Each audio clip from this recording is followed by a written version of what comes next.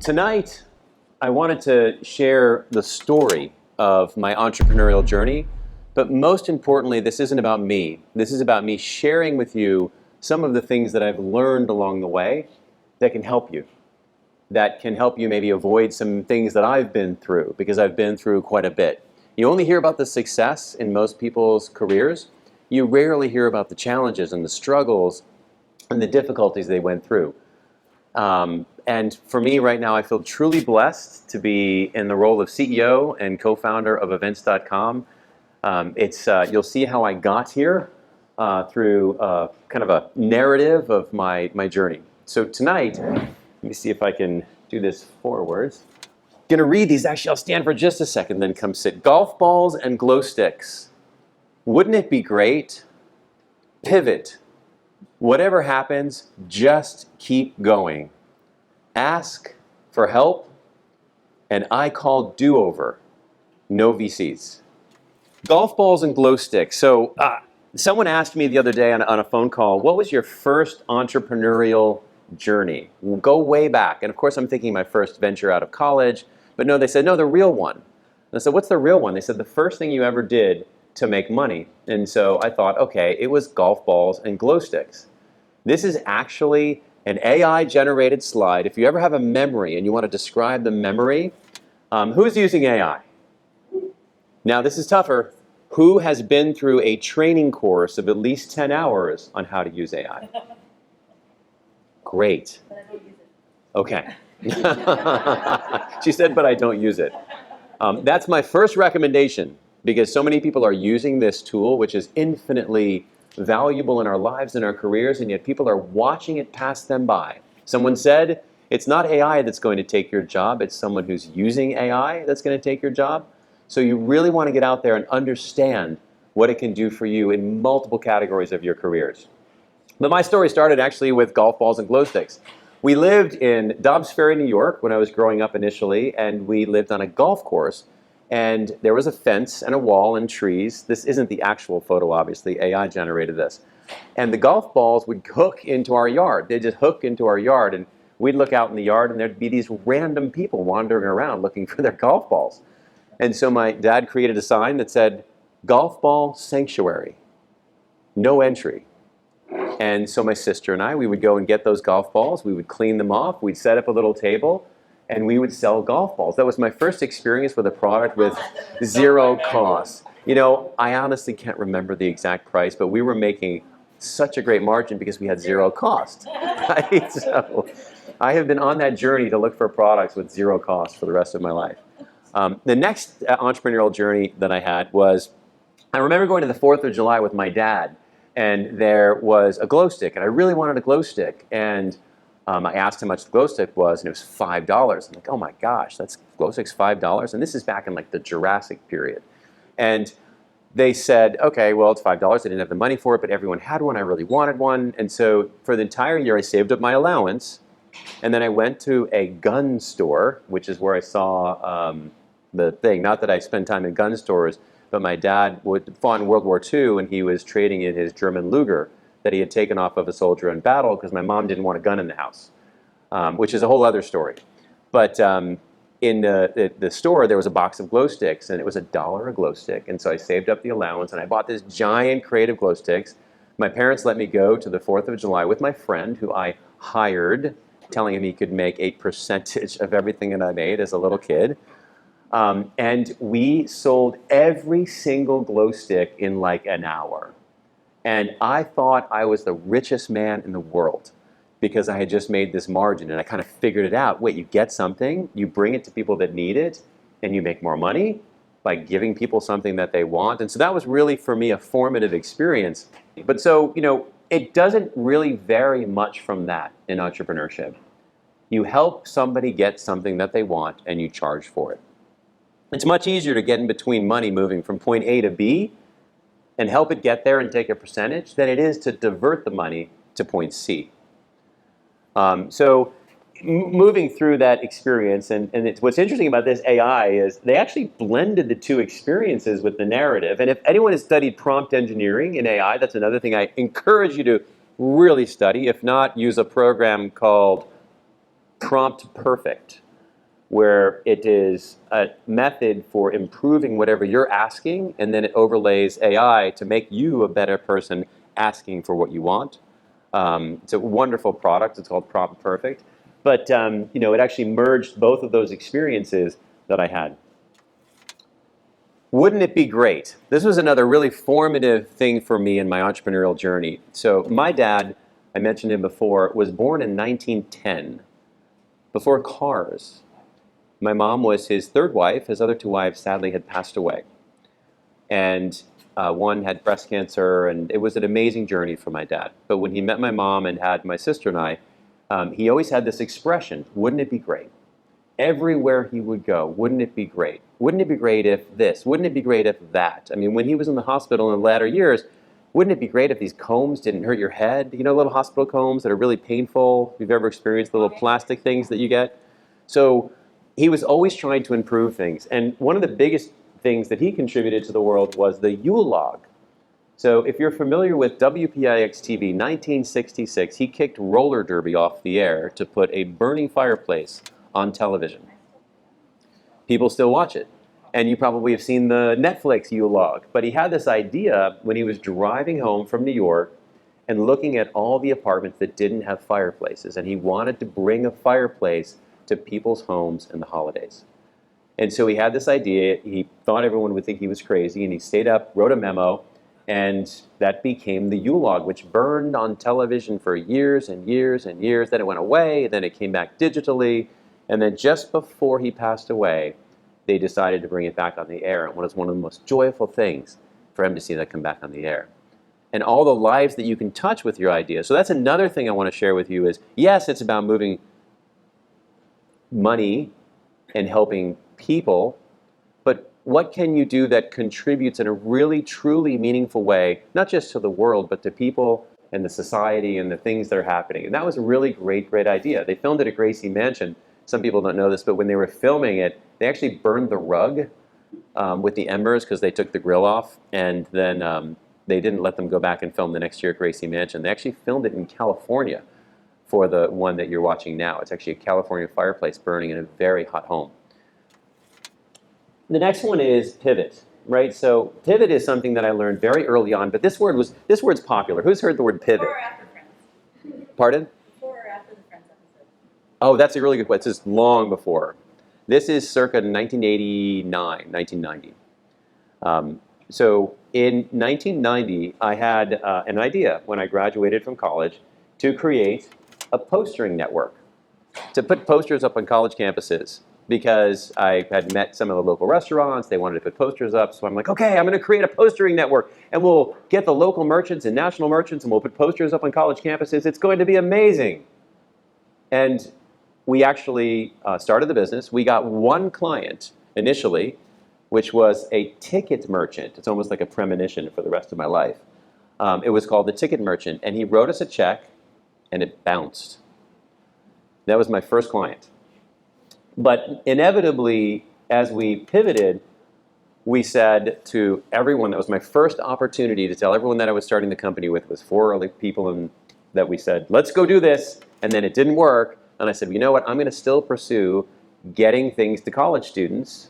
So everyone, you can all leave, and one person stayed, and we wrote a guidebook for college students when they're studying abroad, having just returned from studying abroad. Now, I'd never written a book before, so what I did was I held an essay contest on the almost now defunct postering network on all these campuses that we set up, and it said simply, essay contest.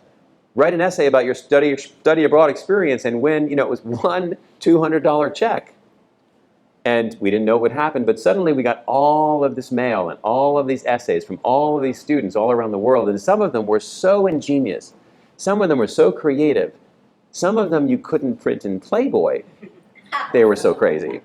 The stuff that we saw, and so what we did was we just took excerpts, and then we put them in the book, and then we published the book. This is the actual book, called The Passport. We distributed it to 50,000 college students when they were studying abroad. I got AT&T to say yes to put their ad in. I got American Express to say yes to put their ad in. But that was after they said no and no, which is another lesson I learned, which is how to dissect a no and how to learn from a no, because they didn't want to be first on the bandwagon.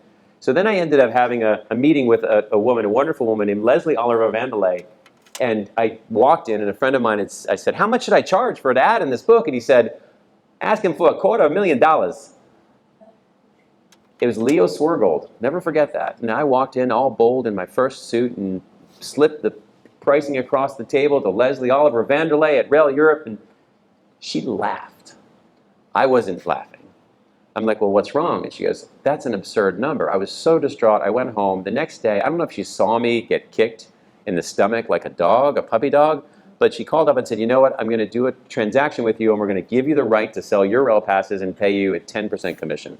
I said, that's great. Immediately, American Express, Rail Europe is in, are you in? I convinced them to be in. AT&T, your rail is in, or Rail Europe is in, are you in? So there's another philosophy in business, which is jump on the bandwagon. If you want someone to be in business with you, it's really helpful if you have other people in business with you. And that's something that's really important in startup culture. So this it ended up going from 0 to $1.5 million in sales in 6 months, selling your rail passes. Right? So thank you very much. It was an incredible experience. And I still... It wasn't yesterday. Right, and I didn't actually know what I was doing at the time. Grew it, scaled it, served in all of the different functions in the business, and we made an awful lot of money from students that were traveling abroad. We partnered with American Express. It was an amazing journey. Sold that firm to a company called Student Advantage. And then it's traded like 2 or 3 times, I believe, from different private equity shops, as they like to do, buy it, cut, trade, buy it, cut, trade, buy it, cut, trade. But it was really an amazing experience. The next lesson is whatever happens, just keep going. Right, this was a journey that I had actually from the operating room. So I sadly started playing lacrosse in high school. I had an amazing career. And then actually prior to that, I was an engineer of sorts, coding on my Commodore 64. I don't know if anyone would ever remember that computer right now. But the board member of Commodore 64 and AOL is now on our board at events.com, and that's a real treat for me because he was my first machine that I ever coded on. And fell in love with computers, then fell in love with lacrosse, then fractured both my knees and had 2 surgeries on each leg. And had the moment as someone who was very young, wondering if I'm going to be able to run again. Will I be able to bike again? Will I be able to move again? And when you have something taken away from you in life, it always becomes a lot more valuable, right? When something is no longer accessible to you, you can't underestimate how much it's going to mean to you. And so, luckily, I recovered. And I had my Forrest Gump moment. You guys recognize this picture, right? Run, Forrest, run! And exactly, and I went crazy. I fell in love with sport because I felt like I was a rubber band released into the world of being active again. There was also an internal motivation for me because I lost my sister when she was 16. Sadly, I was 14. She died in my arms. And, so she gave me the inspiration to be fit and active and healthy because we don't all have that. Like, it's taken away from people that are close to us, and it's a short trip. I mean, life's a pretty short trip, and we all have our thing, right? Everyone has a health thing. If you don't, you will. And at some point, you won't be here anymore because you have a thing. And, I'd lost my dad later in life, and so this whole journey of let me make the most of it, let me become fit. So I became a triathlete. I became a very avid triathlete. I did the Ironman triathlon 22 times. Kona Ironman World Championships I did 13 times. Now, there's a bit of an excuse I have, right? So I have an excuse. I also got involved in the business of the sport because just like my dad, I started looking around and saying, wouldn't it be great? And I picked up Triathlete magazine and it was horrible. Wouldn't it be great if this was a better magazine? I met the owners of Triathlete magazine. They said, do you want to run this business we have called chip timing, where you go to races and you put little chips on people's smelly feet and you lift these mats and drive across the country? I said, that doesn't pass my nightmare test. But you have a magazine, you have a magazine, and I would love to learn more about the magazine. So they told me more, and I was in business school, and they asked that question about, can you tell me more about the cap table? Who owns this? Because ownership in life and value creation for your careers comes not from your job, not from your salary. It comes from starting or acquiring equity in a business. And that's a big adjustment. They don't tell college students that. They're like, oh yeah, take the track, go get it done. The reality is it's all about equity. So I learned about the cap table, didn't have enough money to buy the magazine, so I convinced the owners to sell me 1%, then 2%, then 3%, then 4%. Wish I had better attorneys at the time, because I also agreed that if I missed one of those percent climbs, I would lose everything. So giving. So there was a lot of pressure. But we made it. Bought 50%, had some wonderful, wonderful partners, then bought another 50%, and I found in the sport of triathlon kind of the new golf, because you have these obsessive compulsive people, self-professed, who also are obsessive compulsive about swimming, biking, running, and working really hard and achieving things and relentless urgency and follow through. It sort of bleeds into the rest of your life. And so I met Matt Barger, who had Hellman and Freeman, Greg Penner, the chairman of Walmart. Like, we'd come out of the water together on these races. Greg, Mitch, how are you? We became business partners, because that's another lesson, that human relationships are founded in common experience. Like, you're all here tonight. I met you at that event. You all have events, you all have things that you do. You all have a comma after you. Mitch Thrower, triathlete. Right? That's your comma. But you have a choice of what comma you pick in your life and in your careers and in your self-motivated extracurriculars. Be careful of the comma you pick. Because if you don't pick it, someone's going to pick it for you. Hey, that's Mitch, blue shirt guy. So pick your comma. So that was an amazing journey. I was also, because of the sport, with Triathlete Magazine and then later on Active.com, I was probably the only person out on the race course asking people to buy an ad. Hey, you want to buy an ad? Right, on the highway? So it was an incredible experience. There is Triathlete Magazine, and some of the years I published the magazine. One of my heroes is Sarah Reinerstein, above-the-knee amputee who finished the Ironman. There's a wonderful charity here in town called Challenged Athletes Foundation. I was on one of their boards for a while, and they actually buy legs for kids that need legs. It's one of the most emotional moments in their charity gala in New York. Who wants to buy a leg for someone that doesn't have one? And the number of hands that go up, it's unbelievable. Because you think we have problems and challenges? Imagine trying to do an Ironman triathlon without a leg, or Rudy Garcia Tolson, who did it without 2 legs. So an amazing experience, an amazing journey. Now I'm going to talk about ask for help. So ask for help. This is another thing I learned, because if you ask for money, who here wants to raise money for their venture at any time in their career? Anyone? You know, that's good. You want to raise money. Now, obviously, I'll tell you this. The best way to raise money is to sell a product. Best way to get money is to generate revenue. Let's say you have an idea for a pen. It's called the BAC instead of the BIC. And it's going to be an antibacterial pen, and you're going to sell it to Whole Foods and Starbucks, and it's got, colloidal silver or whatever is on it, or copper, that makes it happen. Go get a pen, manufacture it, have someone order it, give you an advance, and then deliver the pen. That's the best form of entrepreneurship. Everyone thinks it's a great idea to raise money from people. It's not. Because now you have to give them a return, raise money, increase the value of the company. It's a much better way to operate entrepreneurially by selling a product, get an advance sale. That's the best way. It'll give you much fewer sleepless nights. But moving on to ask for help. Ask for help. In registering for the Ironman triathlon, I was very frustrated. I have horrible handwriting. My handwriting is horrible. And you write something, and I got an email, or not an email, I got a letter back in the mail that said, please come back and race in the Coronado Swim, Mitten Thraveven. Like, that's not my name. And when I did that, I thought, okay, there's a problem here. And I identified a problem, is they can't get my data. And there I am filling out by hand the Ironman application, which is like, 10 or 15 pages long. Yeah, and all the pages, and I thought, okay, there's got to be a different way to do this. And given my computer and engineering background and my love, and what we did with Euro passes is we migrated those online, one of the first groups to put systems of ordering up online. Before we sold it, I built the data to actually sell the product, and I thought, we can do this ourselves. And so hired a bunch of CogSci engineers. But how did I get there? We sent out a business proposal. Actually, Rob Rakowski, who was the gentleman who mentioned Rob? Rob was part of this whole thing, one of our OGs. In the early days. And so we, the business plan, sent it to a VC, and we got this letter.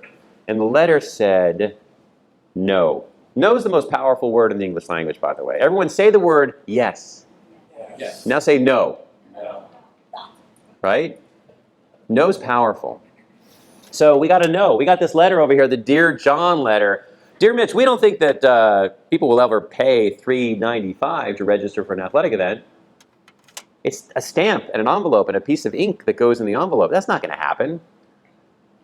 So they had said no. So the beautiful thing about no is it's very disarming because now you can ask for help.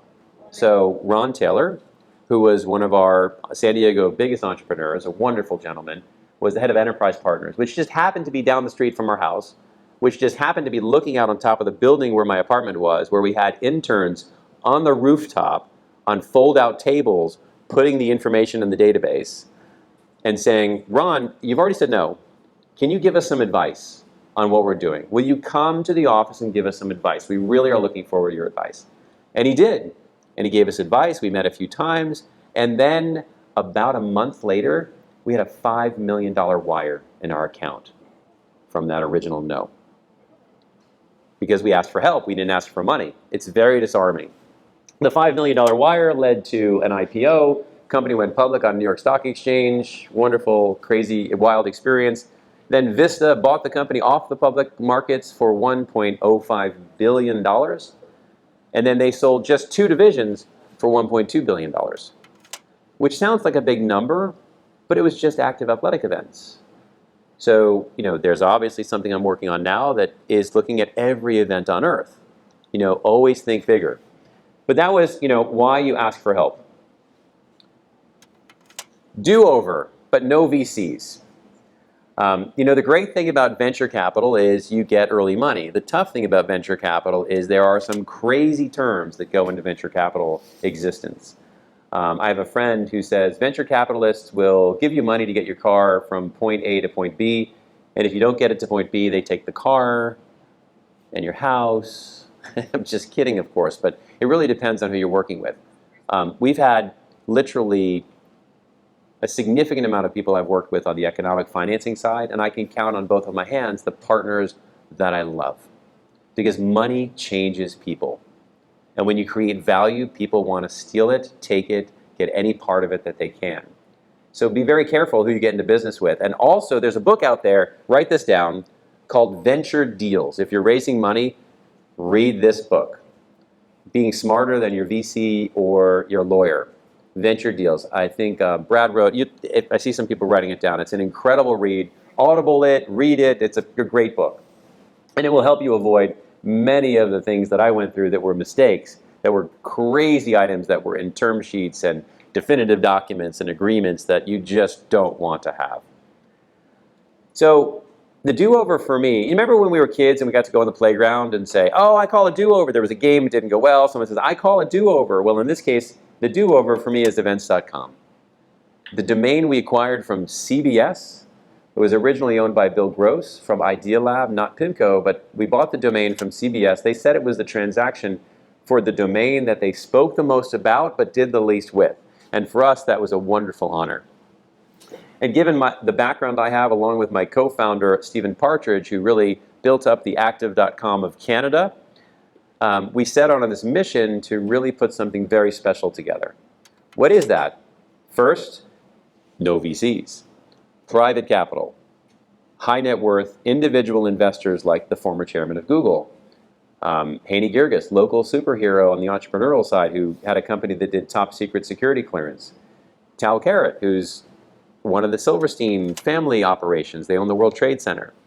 The former folks that, you can read the names probably faster than I can talk. That's the beautiful thing, is that this experience for you of me talking is so much richer than my voice because your minds are moving at a 16x clip to the motor skills I have to communicate with you.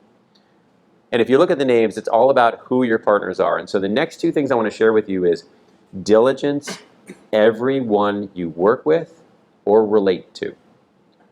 And triangulate them. The best way to get to know somebody is go out with them and one of their friends and watch them triangulate. And if you look at triangulation, it's 2 people in one scenario and one person with 2 worlds colliding doesn't always behave the same. And you can learn an awful lot. Your eyes can tell you where your finger really is, sort of, but is it over there, is it over there? But you want to see 2-dimensional, or 2, I guess you'd say, from 2 perspectives, who you're in business with. The number of people that I know that are entrepreneurs, that are starting companies, that have never done a background check on their VCs or their investors, or that have never researched the people that they interact with on a daily basis, is really astounding. Because history tends to repeat itself and behaviors tend to be patterns.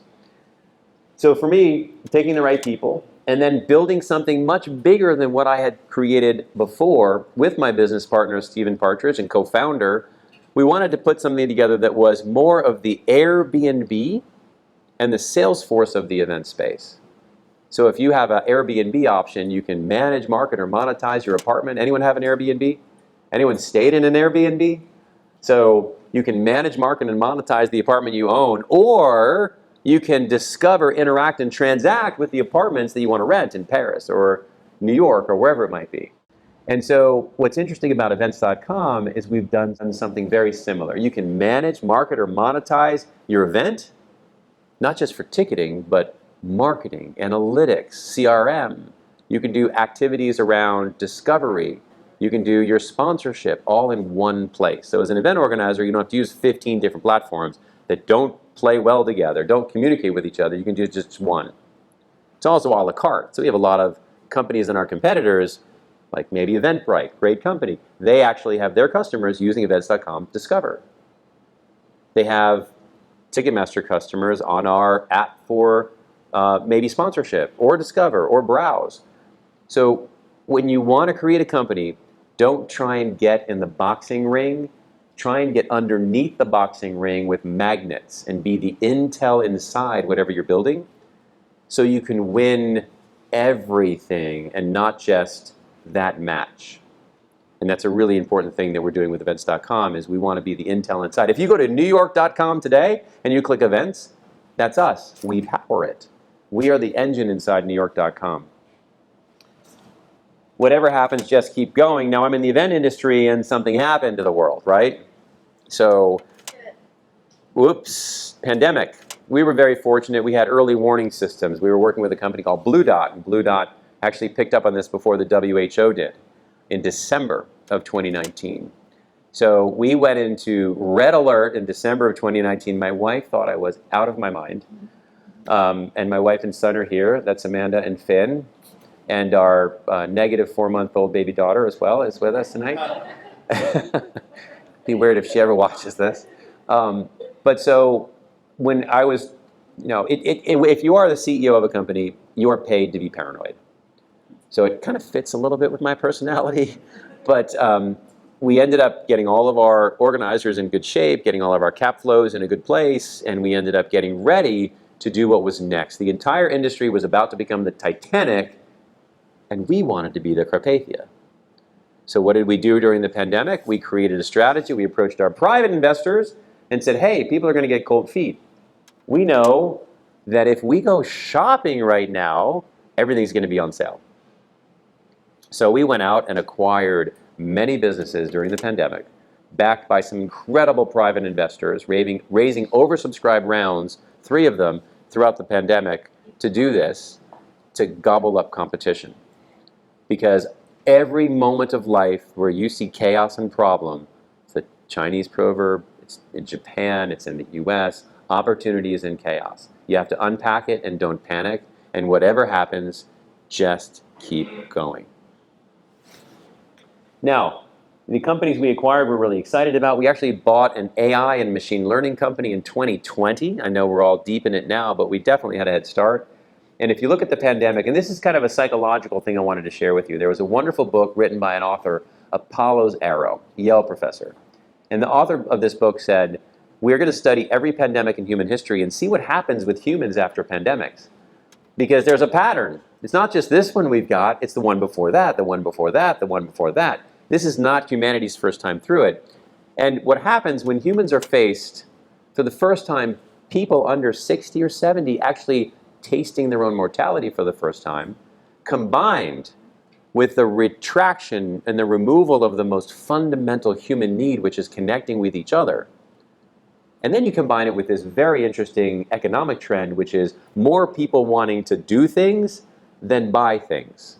And that was happening going into 2019. It's called the experience economy. It also has to do with, I was talking to some folks from Goldman Sachs the other day, and they were talking about this spread in home values. And people, if you used to make $150,000, you could buy a nice home and live somewhere. Now that's such a stretch to get something that you can live in that most of that capital is going to other places between the stretch and the earn. And so a lot of that's going into the experience economy. But the patterns that follow after pandemics are the same. Celebration, human connection, sexual licentiousness. You have things like entertainment, travel, revenge spending. And so the years 2024 through 2027 are predicted to be the peak of the event economy. And we are pretty well placed going into that.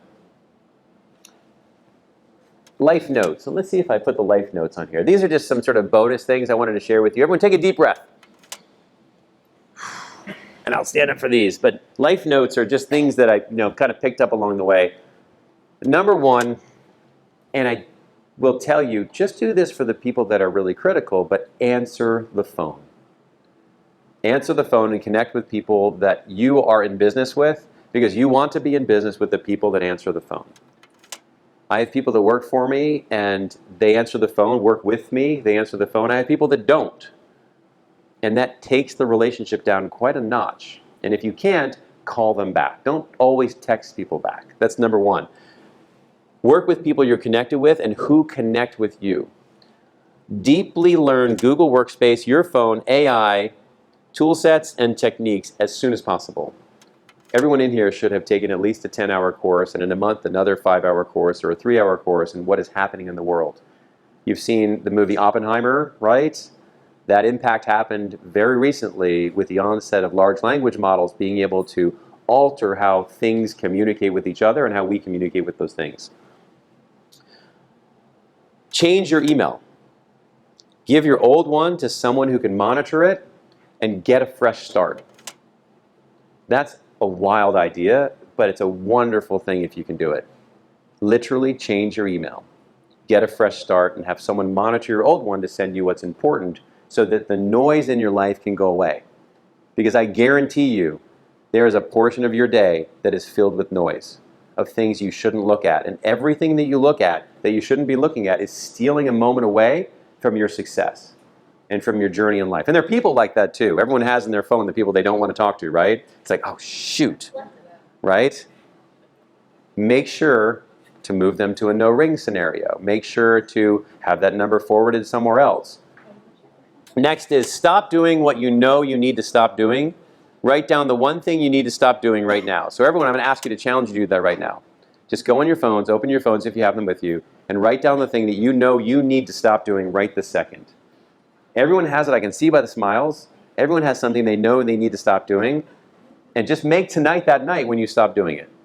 Because it's holding you back from the career success, the life success, the interpersonal success, the spiritual success, whatever it might be. Read the book Venture Deals. I talked about that. I saw some people writing it down. Be Smarter Than Your Lawyer or VC. There's a new edition. Read the new edition because there's been some updates to it.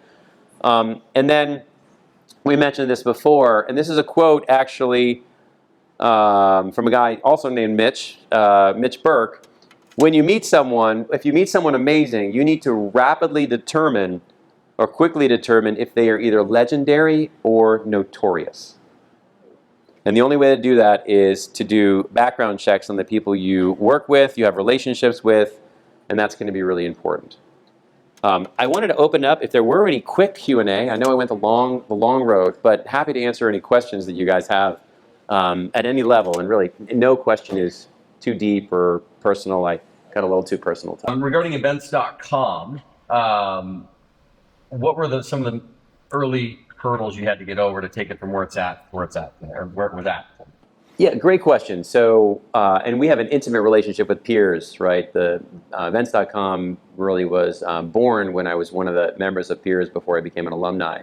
And so grateful for the people that are in the peers network and what we did to sort of figure out, what's next. We went through a lot of early hurdles. The company actually started as a bit of an incubator, and we looked at things like the connected car. We bought a company that was powering cities across the country from Palo Alto to Cambridge, sold that, acquired the domain name events.com. So really it was finding the swimming lane is the first challenge. Where is the opportunity that you're going to harvest and focus on going to emerge from the ideation that you have in an incubator. That was our first real big challenge. Acquiringevents.com clarified that pretty quickly. I mean, that's a great swimming lane to jump in. It just sort of led us to divest most of the other assets and focus. I think also getting great people. That's one of the toughest things is when you start a company, it's like a play that you watch or an multi-act play. And, just unfortunately, when the first act of the play is there for the startup, then the curtain comes down, the next act of the play comes up. It's very often that the people that are needed in the next act aren't the same people that are needed in the first act. And then the curtain goes down, and then it comes up, and then it's very, obvious as companies get bigger. Someone goes from 0 to 1, 1 to 10, 10 to 20, 20 to 100, 100 to a billion. Those are typically different characters. So working with people without egos is always a critical thing, that you have to get on the economic side, on the finance side, pardon? Is there a test for that? Yeah, I think it's... Intuition after time, obviously, but like... Yeah, time is the ultimate determinant, but there's another thing we have, which is when you hire somebody, it's a trial period. Put a trial period in place and literally say, I do not think you will be with us very long, but we'd love for you to try and good luck. I like to take away. So I've had a challenge in like once you offload these responsibilities, and then your instincts tell you, "Hey, I'm alarm, red flag." Is it a circus or is it a red flag? You start, something's going on, but you kind of know how much you have to take on. If you potentially address, especially in California, you gotta repopulate. That's what I felt like was my lesson. Not a failure, but a lesson in how I put it in my business. And it's a great lesson, and I'll bet you wish you'd made that whatever changes faster, right? Yeah. Hire slow, fire fast. Yep, hire slow, fire fast, classic, right? And Easier said than done. it's much easier said than done, especially their personal relationships. Referred by your customer. Right? Yeah. And if you maybe started a company with your family or friends or whatever it might be. just share, because I've been through some of it, but I know I'm not there yet. So I just want to know, like, how do you remove that emotional piece? And as a female in business, we're a little bit more emotional. It's harder for us to address that, especially when we're juggling so many other pieces by nature. One strategy I've used in the past is to, in the conversation with someone that you go to work with, you have to be able to clarify that this is us as friends and this is us in a job role.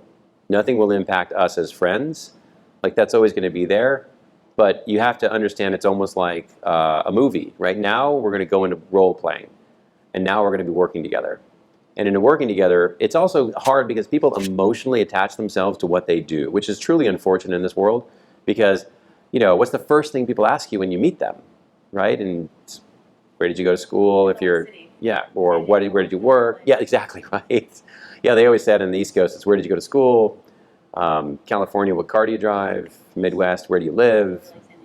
But there's a universal truth, which is what do you do? Which is people are getting to that point of what is it that you do, and people emotionally attach themselves to what they do, which is why it's so hard for people to take criticism in their job environments, is because they're emotionally attached. What I find like when I needed to grow, it's like when you go shop for a mattress and your back hurts, or your transmission's out and you buy a car, when you hire an ops manager, like you're really at that point where you're being pushed. So how do you separate that like desperate need for something and your intuition? Because that's where I feel like I've had the lessons hardest learned, where I just need help and then I fold and hire somebody and then I regret it later because I was just, Yeah, my instinct shares that I had the same thing happen where we're like, oh my gosh, we need to fill this role. That's the right person. You're in there. Good, get it done. And we didn't go through the trial period, but we didn't go through the long process to limit it down to, from 100 to 20 to 4 to 2 to 1.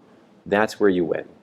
And that's a hard, long process to do if you need something done quickly. So, that's it's like the... dating. You can date somebody and 3 months are on the best behavior. But same thing with employees. So it's like, why not have a trial period for everybody? Exactly. When my wife put me in a trial period, we got engaged in 4 months. We got engaged in 4 months, but she kept me in diligence for many years. Right. Good question. Yeah. At the beginning, you mentioned that sounds like you generally don't believe that VCs are the way to go at the beginning, and that you should build your company with equity, on your own. When, in your opinion, if you have one on this, is VCs a good idea in the beginning of a business?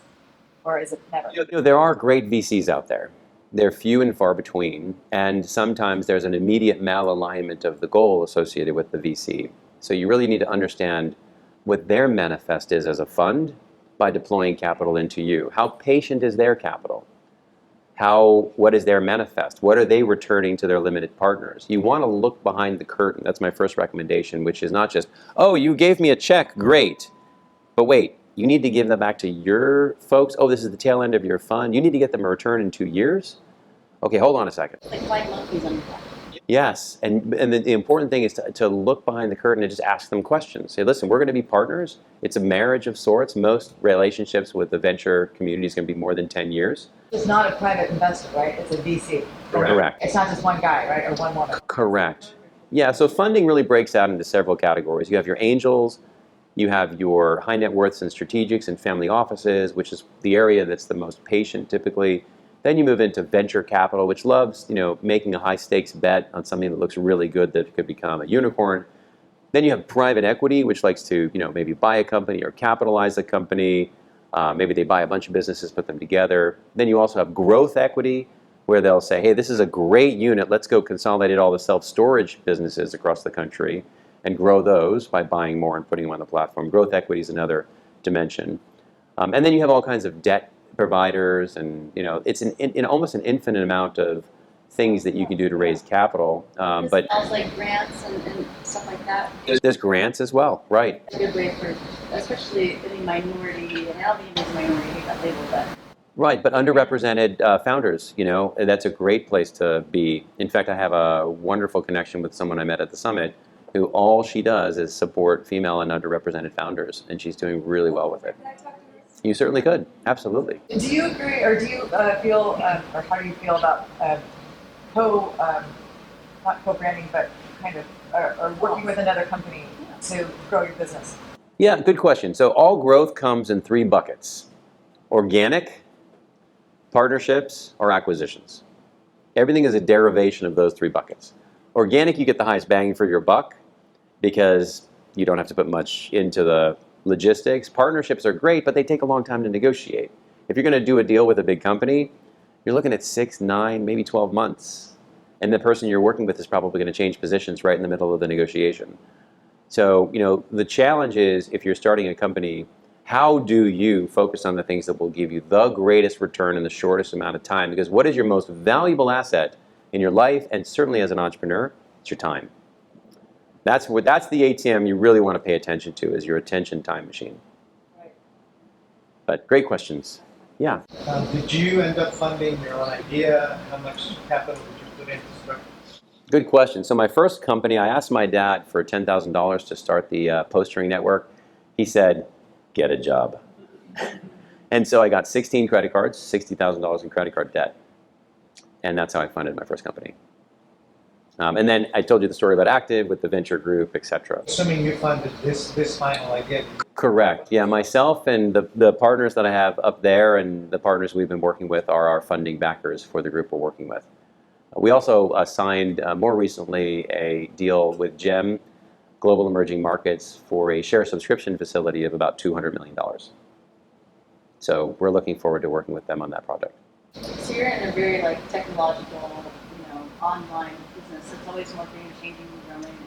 Fast. Yeah. So how do you stay? But I know that when I learned new software programs, and I feel bad for my parents, and I watch them pay $75 to change their address and it costs $1. How do you keep sharp so that you're still involved, but because you can't possibly keep up with it? Correct. I don't code anymore, right? So you want to, for me, it's a constant educational process, and also asking questions of the people who are in the know. Because I can get carried away, and like I said, if I had an ops manager, I would do task off for 2 years, and all of a sudden I have to figure out what they're doing, and then I realize I should fire them and all that. So one thing, stay on top of it. Yeah, one thing that's my business partner Steven put in place. He actually created a wiki for the organization. So all of the knowledge associated with events.com is in a centralized location for the teams to find and interact with. This is happening, this is the contract, this is what the client needs, this is what's happening with HR, this is what happens, and it's all documented like you're going into a Wikipedia. So you're training people, hey, you do this, footnote, footnote, so that way so you can go back. And that way, if someone leaves, we have boomerangs. I don't know if you guys have ever seen boomerangs. So we have a wonderful group of employees that came to the company. They worked there. Pandemic happened. Oh my God, I want to get out of the events business. Or something else happened in their lives. They left. Then they realized it wasn't that great outside of events.com, and they came back. So we have a whole fleet of people that. Key there is finding, hey, what inspired them, what's missing from their life, and then finding out how to feed that, because every spoke matters, right? Correct. But great questions. Yeah. Love the Ironman stuff. This guy got me to do an Ironman last year. So, Congrats. yeah. You did one last year? Yeah. Correct. Which one did you do? Arizona. Nice. Hot day? Cold.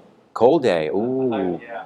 Hypothermia going on in a bunch There of was things. two. There was a few that didn't make it. But so you're awesome. This is really helpful. A lot of questions. Without giving too much of a background story, I really like what you said about getting the private investors. And a couple of years ago, I raised a fund doing that. My background's Amazon, doing like a couple hundred clients, and I was like, okay, instead of doing this for other people, Do it for yourself. fine, right? Yep. Current situation, this is real life, right? It's like an NDA. No, that's fine. They don't exist anymore. So, how do you help investors see your vision? I'm guessing you're really more in the visionary role towards, these AI businesses you were investing in years ago, into buying all the competitors. When some of them, although they might be the patient, already high net worth individuals, see that like, oh, that last one didn't work that well, and yada yada. Like, when you know it's going to work, how do you help make that vision for them? What I love is that you understood that sentence, and only a couple people in the room actually understood that. I know, exactly. So what he asked was, how do you convince someone to follow your vision? Specifically, I think you wanted to laser it in on family offices and high net worths and strategics as opposed to VCs. Yeah, I agree. VCs are no bueno. So there are three things I'd suggest. Number one is get to know them outside of the pitch. Spend time with them as a human being, because people invest in people, not just the idea. And they say that someone who's going to give you $5, 10, 15, $20 million, they're going to want to give a CEO that capital as someone who they would trust their kids with. And to establish that, it's not the easiest thing to do when you're up there with a deck trying to convince them of what your business is, and they don't actually understand who you are. That's number one. Number two is fish in the right pond. A lot of people don't fish in the right pond. What they do is they say, "Good night, buddy. Oh, he's staying? Oh, who's going to drive him home? Me? I love that. You get to drive home with Dad." For me, if you're fishing in the wrong pond, which is where most entrepreneurs are fishing, they're going, yeah, I'm going to go to an entrepreneur conference. I'm going to go and see all the entrepreneurs, and maybe there's a couple of VCs speaking on a panel or investors speaking on a panel. You're like 10 to 1 or maybe 10 to 0.001 outnumbered. You want to go somehow, some way, either by volunteering or buying a ticket to family office conferences. You want to go to high net worth gatherings. You want to go to the Opal conference. You want to go to the Peers Network, right? That's a great place, right? Yeah, right. There's some intense capital in the Peers Network. There is. They invest in a lot of businesses. But find the places to go where the capital is. Reverse engineer your success by putting yourself in the same place. I can't tell you how many times I've had success going to events where other successful people are and talking to them, not about immediately investing in it, building the rapport, building the relationship, and then sharing what you're doing. And then finally, it's get on a plane. Get on a plane, go to the Midwest, go to New York, go to Canada, go to Europe, because you have on you a cape, and it's called a California company, a California tech company. And there is something to that. All of the tech companies that have been successful that come from California have given you a brand, and that brand is something you can carry to the rest of the world. And it's like when you have someone from Australia here and they have a foreign accent and it's kind of cool and they're new and unique. When you leave California, coming from California in the tech space, you get a leg up. So they're just 3 hacks for you there. Hopefully they're helpful. Thank you. And one final thing. If you can, write your own term sheets and submit them to investors. Don't ask an investor for a term sheet. Yeah, what's a term sheet? That's a good question. That's a good question. So a term sheet outlines what your business terms are to take the investment. And many times entrepreneurs are out there saying, hey, I need to get an investor. Will you guys give us a term sheet? Which means they have to go back, figure out what you're going to probably take, what you're probably going to give, as opposed to just saying, hey, I have a company. We're putting a term sheet out. Would you like to participate? And there's a huge difference between we're raising money, can I borrow money, can I get money from you, I want money, can I have money? And the other side of the coin is, I have an opportunity for you. I'm going to make you a lot of money. That's what entrepreneurs don't get sometimes when they're trying to raise money, is they forget the fact that the role is reversed. You are there to help someone generate money, to generate a return. It seems reversed because I'm asking you for a check. The reality is I'm not asking for your check. I'm giving you an opportunity to get a return on that check. And you have to get your psychology right when you're raising cash. And if you don't have that psychology right, you will never be successful. You gotta make it happen. Yeah, time check there, guys. So I was wondering, like, when do you know it's time to sell? When do you know it's time to sell? When is it time to sell your business and move on to the next pivot? Yeah, when's the time to sell your business and move on to the next one? That's a very individual question because it's going to depend on where you are. You know, there's a lot of entrepreneurs that fall into terminal creativity. And they'll create something, and then they'll go on to create something else, and then create something else because they just love the fact that we can create things so fast in this world. The reality is, make sure you set your own goals and your own boundaries. I want to generate this much capital. I want to get this return for our investors, and I want to show a path so that you don't miss what you actually want to achieve. When you create something, set your boundaries and figure out what's next. And remember, you have 5 bullets in your gun, everybody. There's only 5 bullets, right? Let's say we all live to 100. What happens, right, in the first 10 years, 20 years? We're trying to figure things out. What happens in the next 20 years? What happens in the next 20 years? The last 20 years? We're probably not doing a lot. You got 5, 10-year periods to make your career really successful. Use those 5 bullets wisely. Thank you guys so much.